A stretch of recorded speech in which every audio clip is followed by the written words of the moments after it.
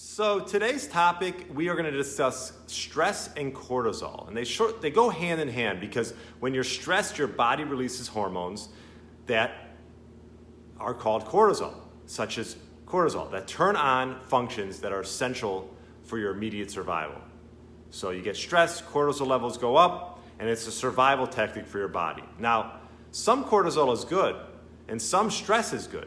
So acute stress can be helpful and healthy. Essentially, it might help you meet a deadline at work or win that race. So a little bit of stress here and there, if it's acute, which means it comes and goes, is a healthy thing. Chronic stress is when we'll have issues. Chronic stress obviously can be caused by a lot of different issues. Perhaps it's missing a deadline at work or not getting enough sleep or family members or whatever it is, but chronic ongoing stress is not good, can cause insulin resistance, elevated cholesterol levels, hypertension, and increased inflammation.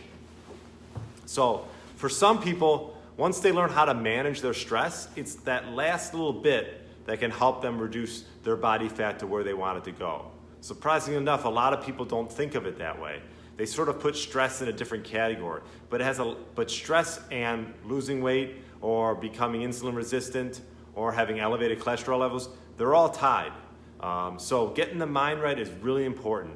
One of the best ways to know if you're chronically stressed, how to track it, is what's called HRV.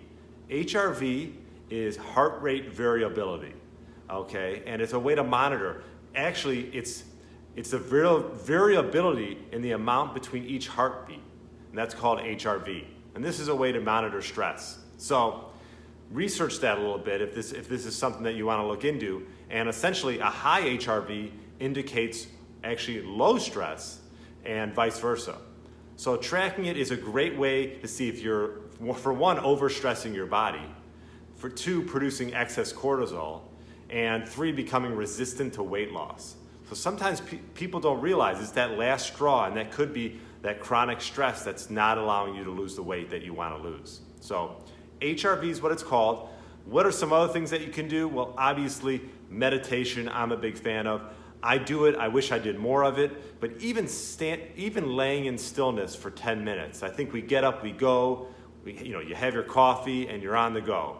I think the whole isolation, coronavirus, one positive perhaps is it was time for you to spend with family, but also time maybe to reflect and bring your thoughts inward and to just create some stillness in your life. So don't forget about that. You can do it at night. I sometimes meditate at night, sometimes in the morning. Yoga is another thing I like to do. It's like a movement meditation. I see too many people. I'm around a lot of athletes and golfers.